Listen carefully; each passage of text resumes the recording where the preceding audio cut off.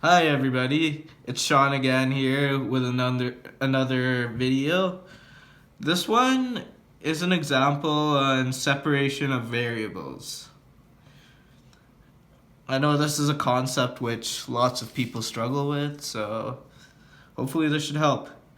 So, for starters, we're gonna have yt, which equals c squared yxx, and this can also be written in the form of, like, I guess, like di t y equals c squared di x y. And so, from this, we can take, hold on,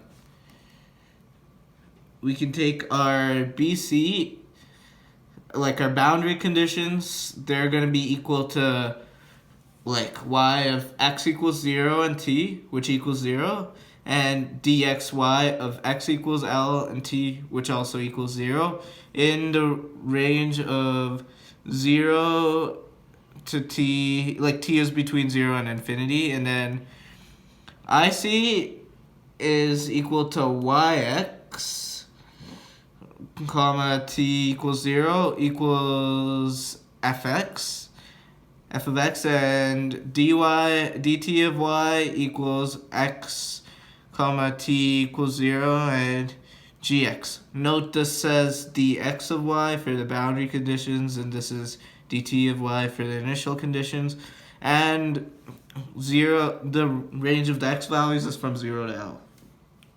So this is how you do it. First of all, we take y of x comma t to equal capital X times capital T. So then we get the derivative in terms of t of this, like dty xt equals capital X times t dot capital T. Now this dot over here is just a notation to show the derivative. And furthermore, dxxy xt equals x double prime x t. Now the double primes also, it shows double derivative, but the reason why I use two different symbols, the dot and the primes, is to avoid confusion later on. So next, when we plug this and this back into our original equation, this, we then end up getting x, like capital X, simple x, times t dot t equals c squared x double prime x times t. So the next step we take is to isolate the x, like the x variables, and isolate the t variables. So we get x double prime over x, like I guess xx over, yeah, equals t dot t over c squared capital T. And now we make both of these, after this formula manipulation, we make both of these equal to negative lambda squared. So now we get xx double prime plus lambda squared xx equals 0. That's one of them, right? From here, and here. If we times this by, like, the x, capital X by the negative lambda squared, and then we just move it over to the left side, we get that. So then from this, we get capital XX equals, there's two possibilities now. It can either equal a plus bx if lambda equals 0. I'll explain this in a second. Or c cos lambda x plus d sine lambda x if lambda does not equal 0. Now the reason this is because of this. Imagine that the double prime was like s squared, and like the single, like just the x is like s to the power of 0, so it's basically just 1. So you'd be basically getting s squared. If lambda equaled 0, you'd be getting s squared equals 0. So basically s would equal 0.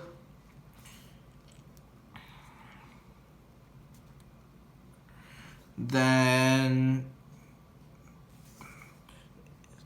if you find the single derivative of this, then that would be, or not, hold on, not the derivative, a single integral of this would end up being like b, for example, and then a double integral of it would be a plus bx, just like, yeah. And then as for if lambda does not equal to 0, then you'd be essentially getting s squared plus lambda squared equals 0. So now when you isolate s, you get the square root of, or the positive and negative square root of negative lambda squared. But since this is an imaginary number, so you'd be getting the positive or negative I lambda. Now, when you take plus or minus I lambda, the notation you use is then c cos lambda x plus d sine lambda x, which is why this is what you get when you work it out. And because you have to take it in terms, yeah, okay. And essentially, going on from there, we can now look at the t values. So t dot t over c squared t equals negative lambda squared. When we take that and we play with it a little bit, we end up getting t dot t plus c squared lambda squared t times t, and that essentially equals t dot t, or tt, and then this would be h plus if, or it, and then if lambda equals 0 for basically the same reason as a plus bx. And the bottom one would be equal to j e to the negative c squared lambda squared t if lambda does not equal 0. So, I'll explain why that happens now. Basically, when you end up taking t, like tt plus c squared lambda squared t, oh, I should have written equals 0 here, my bad. Yeah, equals 0. You can make that, imagine you're doing the same thing with the s's.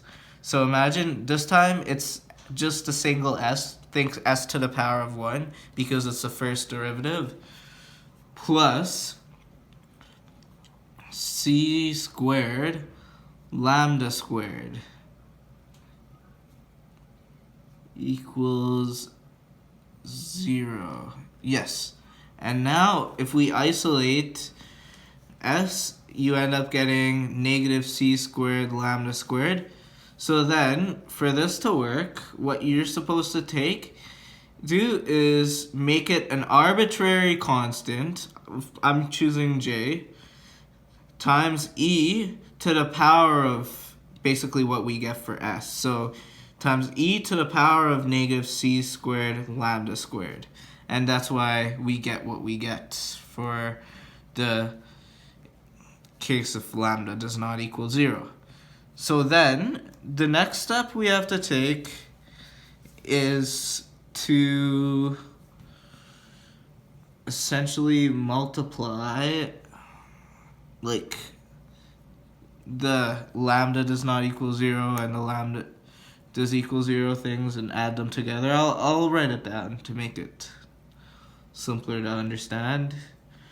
So y x comma t then equals a plus bx times h plus it plus c cos lambda x plus d sine lambda x. And this is multiplied by j negative c squared lambda squared t. So what I meant before was this stuff over here is from the lambda equals 0. You just multiply them together. And this stuff over here is from the lambda does not equal 0. Also multiply them together.